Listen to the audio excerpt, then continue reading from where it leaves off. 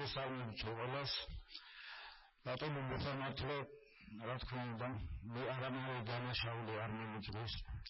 რასაც პროკურატურა გვეუბნება ჩვენ არცაც ჩვენ არამედ გუნდური დანაშაული არ მიმიძღვის. ყველაზე დიდი დანაშაული არის ქართული ოცნების პრემიერ-მინისტრი და ქართული ოცნების პროკურატურა, რომელიც ზის ახლა ჩვენ თვალწინ და თავს ვერცევს, მაგრამ ეს ოცნებად მაგათ თავის ცხოვრების მანძილზე, ეგენი თავს ვერ ასწევენ. რაც შეეხება ჩვენ 9 თვის განმავლობაში ვზივართ ციხეში არანაირი მტკიცებულება, არანაირი ის არ აქვს. ბრალი ყველაფერში ვერ წაგვეყენეს.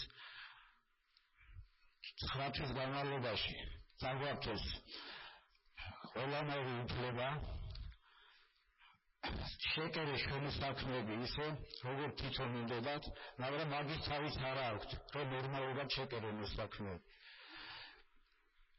მინდა პროკურატურას მინდა უთხრა, რომ ვალერი თეთრაშვილმა თალნიშნა, აქ ყავდათ მოყვანილი წვრილმოწმე პოლიციელები, ის პოლიციელები, რომლებიც ისხდნენ და თვითონ მოსხდნოდა თავიანთი თავის, თვითონ იწითდებოდნენ თავიანთ სიტყვებში.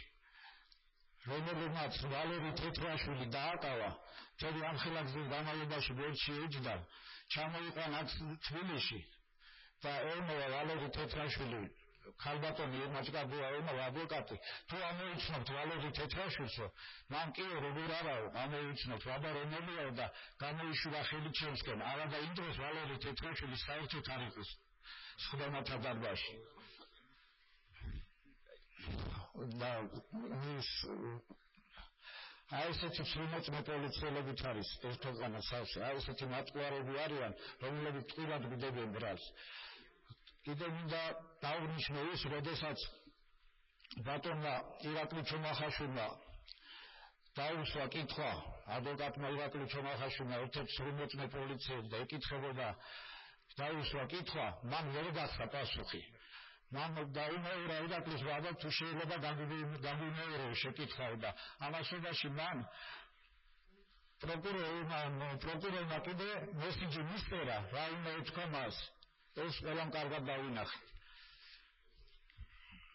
ამიტომ ბატონო მოსამართლე, ჩვენ აი შენი მეგობრები, რომლებიც ჩვენ გვეძებიან, ჩვენ არანაირი კავშირი ერთმანეთთან არ ქონია, მე ალსენი ამ გავიცანი სასამართლოს ხტომაზე, როდესაც დამაკავეს 2024 წლის დეკემბერს, ჩვენმა გამომძიებელმა ჩამომართვა მობილური ტელეფონი.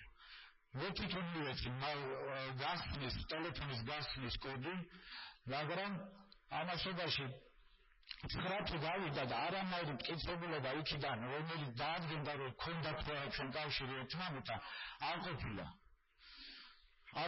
იმიტომ რომ ჩვენ ერთმანეთთან არანაირი კავშირი არ აქვს. ჩვენ ერთმანეთთან არ გავიცანით ერთმანეთის ხტომათა დარბაზში. და მინდა კიდე უთხრა თქვა ესეთი რაღაცა. ჩვენ გასამართლებელ საქართველოს სიყვარულის გამო. ჩვენ გასამართლებენ იმის გამო, რომ ჩვენ ვიდექით იქ, რომ დაგვეცვა ჩვენი საქართველო, ჩვენი ის რომ აღარ გვინდა ჩვენ გვინდა ევროპა, აღარ გვინდა ეს რუსეთი. მაგრამ ყავს ახლა ისეთი მთავრობა, რომელიც იწევს რუსეთისკენ, რომელმა მთავრობას გულში ჯალათი წულუკიანი გამოვიდა და საქართველოს დაждო ბრალი. აი ესეთი მთავრობა ყავს და ეს მთავრობა მალე უნდა მოვაშოროთ აქედან.